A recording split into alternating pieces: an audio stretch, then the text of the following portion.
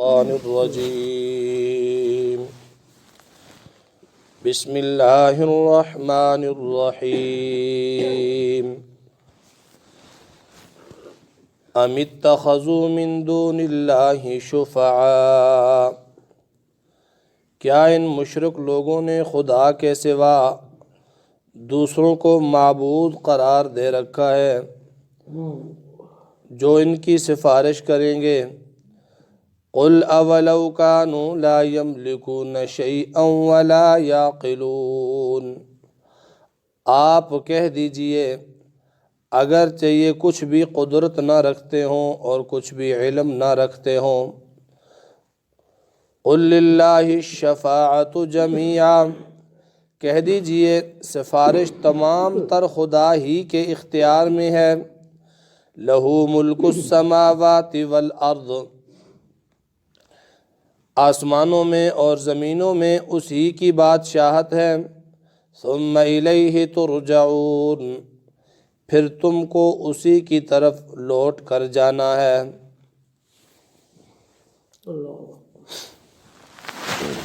آج کی اس آیت کریمہ میں اللہ تعالیٰ نے شفاعت کے متعلق کفار اور مشرکین کے غلط نظریے کی تردید فرمائی ہے۔ شفاعت قیامت کے دن گنہگاروں کی انبیاء کرام، شہداء، صالحین،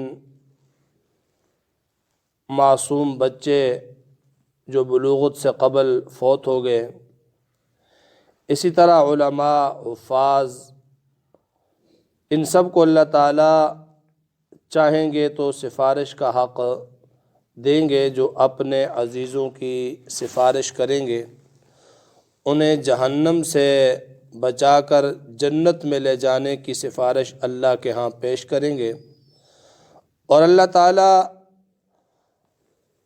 جس کے حق میں جس کی سفارش چاہیں گے قبول فرما لیں گے۔ یہ بات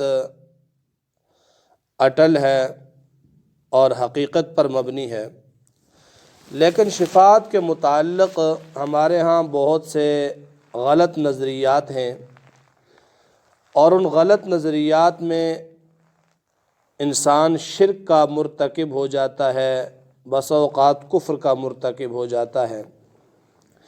سفارش کے متعلق، شفاعت کے متعلق عیسائیوں کا یہ عقیدہ ہے، وہ یہ کہتے ہیں کہ ہمارے حضرت عیسیٰ نے معاذ اللہ پھانسی پہ چڑھ کر اپنی جان دے دی، اور ہمارے لیے اللہ سے یہ منوا لیا کہ قیامت تک عیسیٰ کو ماننے والا جو مرضی کرتا رہے، گناہ کرے، بدکاریاں کرے، غلط کام کرے، تو اسے سزا نہیں ہوگی، کیونکہ قیامت تک آنے والے عیسائی کے گناہوں کا کفارہ عیسیٰ علیہ السلام نے معاذ اللہ پھانسی پر لٹک کر دے دیا۔ یہ عیسائیوں کا عقیدہ ہے۔ مشرکین مکہ کا شفاعت کے بارے میں یہ نظریہ اور یہ عقیدہ تھا۔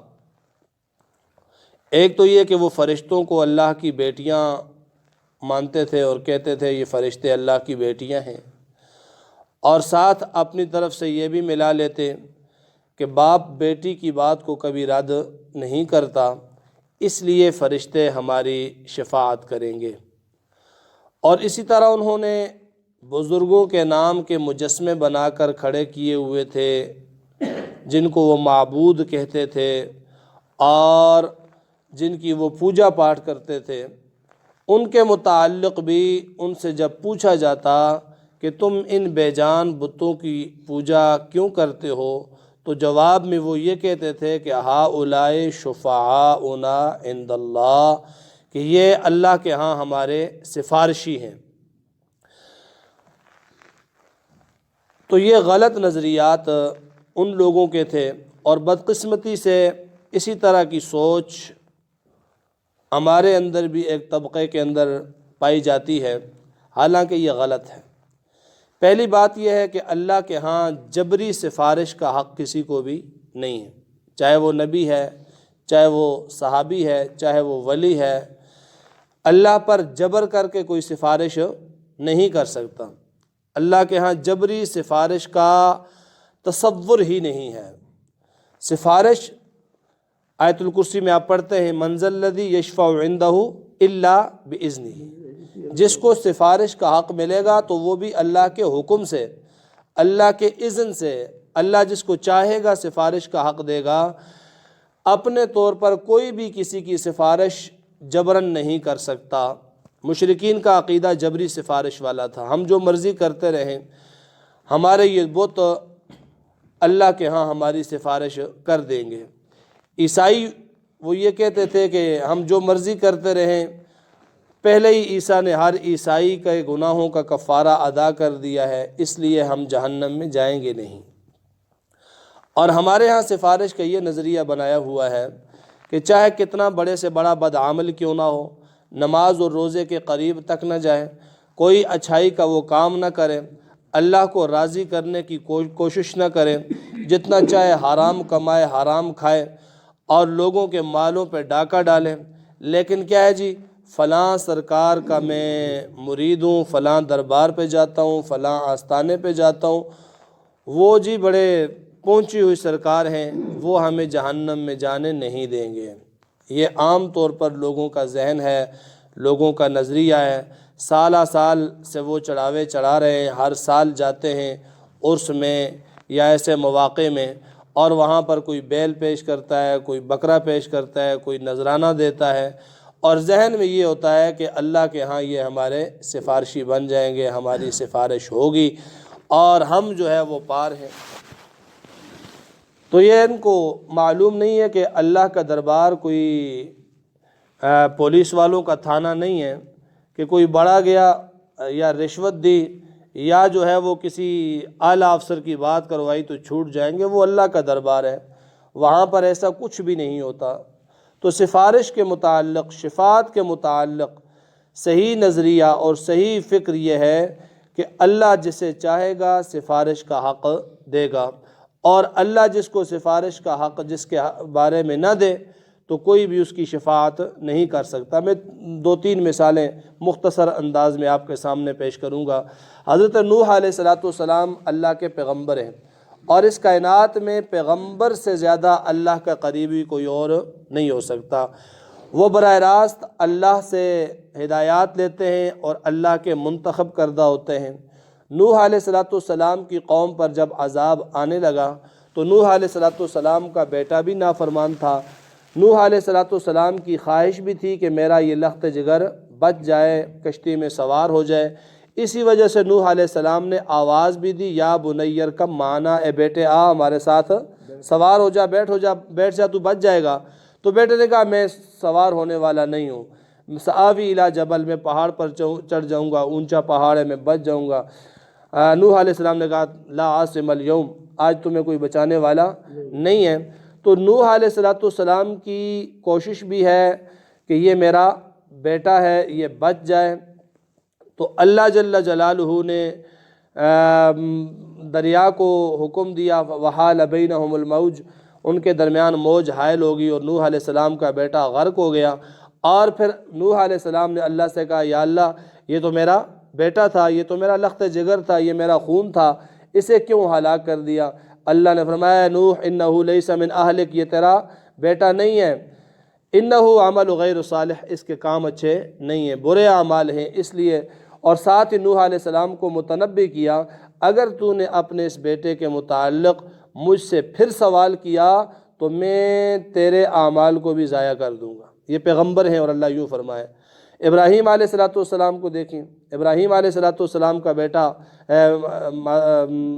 والد وہ کافر ہے، اور اللہ جل جلالہ سے ابراہیم علیہ السلام دن قیامت کی عرض کریں گے یا اللہ یہ میرا باپ ہے، اس کو بچا دے۔